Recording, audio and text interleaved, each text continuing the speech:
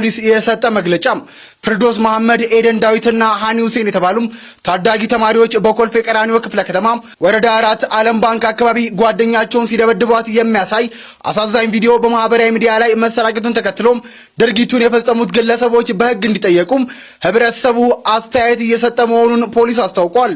ታዲያ ድርጊቱ ጥቅምት 14 ቀን 2018 ዓ.ም መፈጸሙን የአዲስ አበባ ፖሊስ ዋና ጠቅላይ መምሪያ አስታውቆ ቪዲዮ በማህበራዊ ሚዲያ ላይ ከመሰራጨቱ ከወራት በፊት ወንጀሉን የፈጸሙት 3 ተጠርጣሪዎች በቁጥጥር ስር በመዋል ምርመራ ማጣራቱን ፖሊስ አስታውቋል።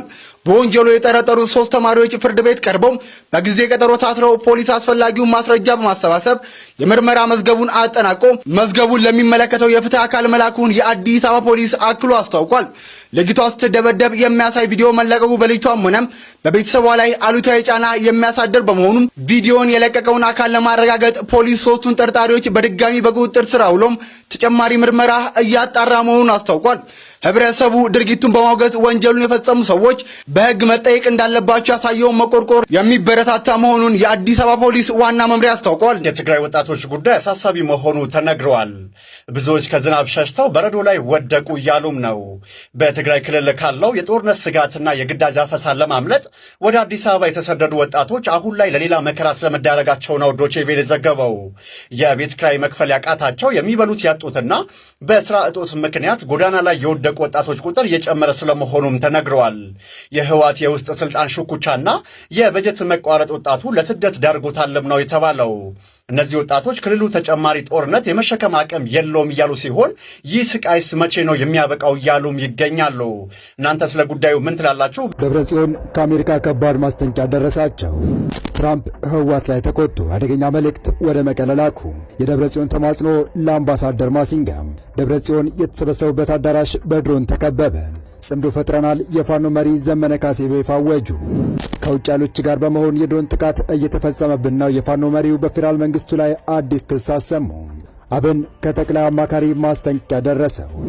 ወደ ኋላ ከመሄድ ወደፊት መውደቅ ይሻላል። ዳንኤል ክብረት ለአብን ማስጠንቀቂያ ምላሽ ሰጡ።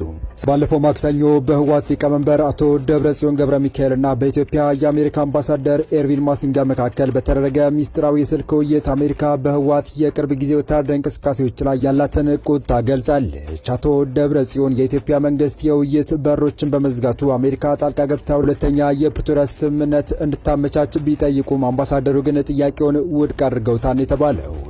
ለዚህም በምክንያትነት ያነሱት ህወሓት ከዚህ ቀደም የነበረውን የአሜሪካን የዲፕሎማሲ ጥረት ማክሸፉን እንዲሁም ከኤርትራ መንግስት ጋር ያደረገውን ሚስጥራዊ የጦርነት ስምምነትና በሱዳን ቀውስ ውስጥ ያለው አደገኛ ተሳትፎ አሜሪካ በቅርበት እየተከታተለችው መሆኑን በማጋለጥ ነው። አምባሳደር ማሲንጋ አክለውም አሜሪካ በቀይ ባህር ላይ ያላትን ብሔራዊ ጥቅም አደጋ ላይ የሚጥል ጦርነት በኢትዮጵያ ውስጥ እንዲካሄድ በፍጹም እንደማትፈቅድ አበክረው በማሳሰብ ህወሓት በአስቸኳይ ወደ ነባሩ የፕሪቶሪያ ስምምነት እንዲመለስ ጥብቅ ማስጠንቀቂያ ሰጥተዋል። በውይይቱ ማብቂያ ላይ አቶ ደብረጽዮን ከአሜሪካ ጋር መነጋገራቸው የኤርትራው ፕሬዝዳንት ኢሳያስ አፈወርቂ እንዳይሰሙ የሚል ተማጽኖ ከደብረጽዮን ለአምባሳደር ማሲንጋ መቅረቡ የተሰማ ሲሆን ደብረጽዮንም ከአሜሪካ ጋር እንዳይነጋገሩ ከኢሳያስ ማስጠንቀቂያ እንደደረሳቸው ገልጸዋል ነው የተባለው። አምባሳደሩ ግን ከነባሩ ስምምነት ውጪ ሌላ አዲስ ድርድር እንደማይኖር በማስረገጥ ነግረዋቸዋል ሲሉ ምንጮች ገልጸዋል። የሸረና ጥቃቱን የጀመራችሁት እናንተ ናችሁ ሲሉ የአሜሪካው አምባሳደር ለዶክተር ደብረጽዮን መናገራቸውም የተገለጸው።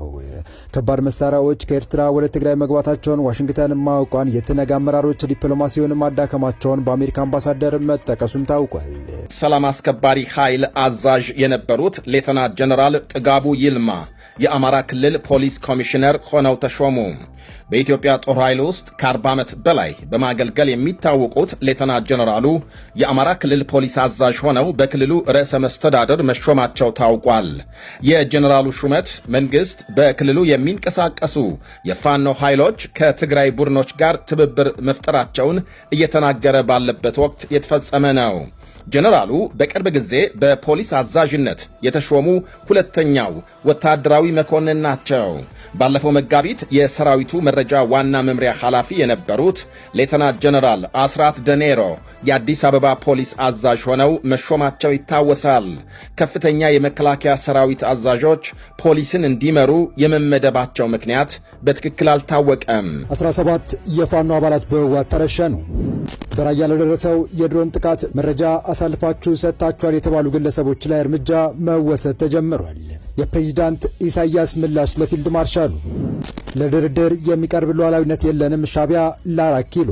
ሰላም ልማትና ባህር በር ያስፈልገናል ፊልድ ማርሻሉ። አረጋ ከበደ አነጋጋሪ ሹመት ሰጡ። የመከላከያው ጀነራል በፖሊስ አዛዥነት መሾማቸው ውዝግብ አስነሳ።